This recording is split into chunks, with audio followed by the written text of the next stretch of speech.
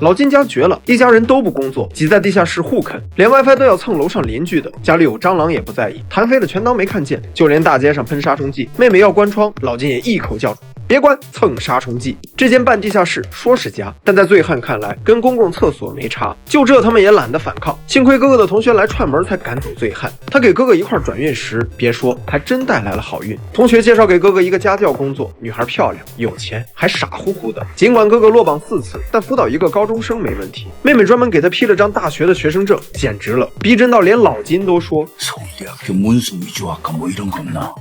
女孩家里果然不一样，自己家是一层层台阶下到地下室，人家家是一层层台阶上到大草坪，干净敞亮，吃穿用度都有佣人伺候。哥哥知道来对了地方，这家必须拿下。太太要求旁听第1节课，女孩做第2道题时犹豫不决，哥哥一把握住她手腕，你的心跳太快了，考场就是战场，前面不会的就放掉，不要被它影响到后面的发挥。毕竟是4年落榜的经验之谈，太太一下就被拿住了，噼里啪啦准备好红包。临走时，儿子跑出来捣乱，太太一个劲儿道歉，说这孩子很有绘画天赋，就是心理有点问题，一般老师镇不住他。哥哥说哦，等等，不对呀，我认识一个学艺术心理学的高材生，要不试试看？第2天高材生来了，居然就是妹妹。两人最后一次核对编造的高材生履历。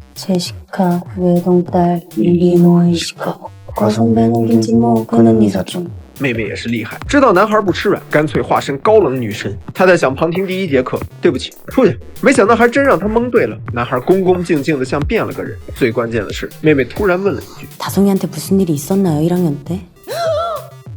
原来妹妹在网上紧急学了点艺术心理治疗的内容，发现男孩的话中有问题，逼问了个七七八八之后，假装是自己诊断出来的，又把太太镇住了。太太说男孩1年级时自称见鬼了，多的她也不知道。妹妹立刻跟上，这个情况得进行下一阶段的治疗了，只是这个费用嘛。 그렇기 때문에 저의 급여가 상당히 높은 수준으로 책정이 되었습니다. 괜찮으시겠어요? 제가 더 감사하죠. 就在这时，这家主人回来了，是个傻好人，还叫司機送妹妹回家。司机开着主人的车想把妹，妹妹心里冷笑，一边拒绝一边脱了贴身的衣物藏在车里。果然东西被发现了。 아니 그리고 굳이 할거면 제 앞자리에서 그냥하지 왜 선을 넘어오는 걸까?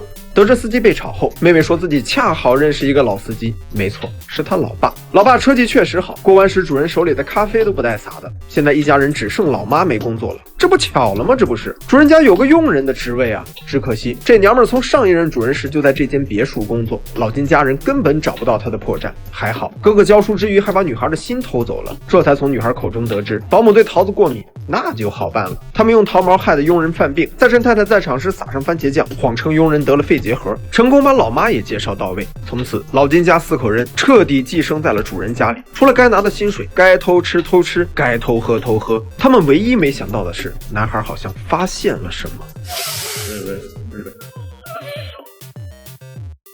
똑같아. 둘이 냄새가 똑같아. 穷人是什么味儿的？穷人自己闻不出来，但富人一鼻子就识破了。用不同的洗衣液，用不同的肥皂也没用，那个味道就叫贫穷。这天是男孩生日，主人一家要去露营，老金家不再客气，直接鸠占鹊巢，开人家的酒。世界上竟然有这么多酒，吃人家的肉，世界上竟然有这么好吃的肉。哎，不对，靠，居然是狗零食。没错，人家的狗吃的都比老金家人吃的好。夜里突如其来一场暴雨，门铃响了，会是谁？居然是已经被辞退的佣人。他说有东西落下了，可进来后却直奔地下储藏室，人形自走千斤顶似的在那儿推。老妈上去搭了把手，咣当一声，柜子后面居然有一条地道。佣人一边解释一边下去，这是前任设计师造的末日避难所，卖房子时没跟主人说，所以这里只有他知道。可一层层下面是什么？马桶、冰箱、吃的喝的，这里居然还有个大活人。佣人一瓶奶递过去，一脸羞愧地说道：“这是她老公，为了躲债，就这么在地下寄生在主人家3年了。他求老妈定期来送饭，自己一定会好好孝敬这份恩德。”老妈不听，让他们赶紧走，这是意外发生的。佣人一看，呵，这不俩孩子老师吗？这不新来的司机吗？他立刻明白眼前这是一家子，于是拍下罪证，以此要挟。干嘛？你们继续寄生在主人家，我俩寄生在你们家。被掐住扁桃体的老金家瞅准机会砸了过去，用水蜜桃控制住局势。好死不死，电话又响了。 저기 아줌마, 짜파구리 할 줄 아시죠? 8분 후 도착으로 나오네, 내비에는? 是大雨导致露营取消，老金家立刻收拾东西，来不及洗的扔进去，来不及扫的藏起来。门响时正好收拾完，好险！可这时老妈却听到储藏室传来动静。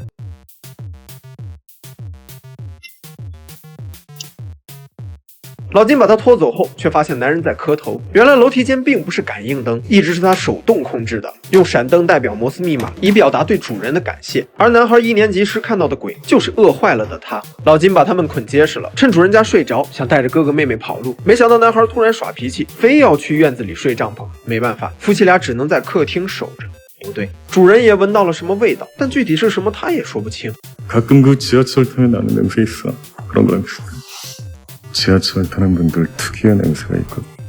等夫妻俩开了个小会睡着后，三人才有机会溜出来，冒着大雨回家，像流水一样沿着台阶逐层向下，向下，再向下。此时家里已经被污水灌满，妹妹认命般压在马桶上，那颗转运石竟然缓缓飘起，转运的梦就这么轻飘飘在污水中。在避难点过夜时，老爸问哥哥怎么还抱着他。 얘가 자꾸 날 따라와.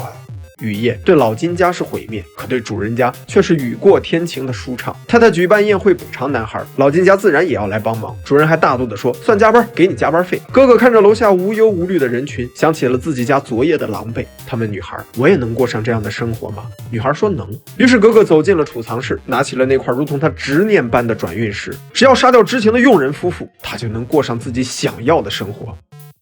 哥哥不小心手滑，石头一路滚了下去。这么大动静，楼下却没有反应。佣人夫妇不会已经死了吧？他小心翼翼走下去，看到佣人一动不动，丝毫没注意到身后有人来了。他逃跑时不小心被绊倒。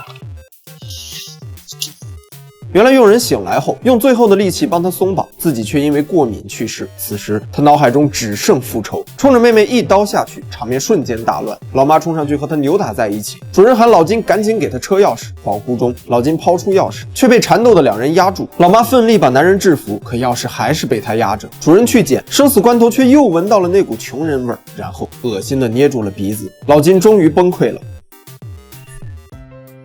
闯下大祸后，老金趁乱逃脱，不知所踪，罪名全都落在了他头上。哥哥和老妈因诈骗被从轻发落，妹妹则因失血过多不治身亡。哥哥时常会想起老金，总会去别墅偷看，那里已经换了新主人。可他终于注意到，夜深人静时，那有节奏闪烁的感应灯是摩斯密码。 哥哥破译后才知道，老金揽下所有罪名后藏进了地下室，成了一只孤独的寄生虫。哥哥发誓要努力赚钱买下别墅，让爸爸能光明正大重新变成人。此时，电影结束，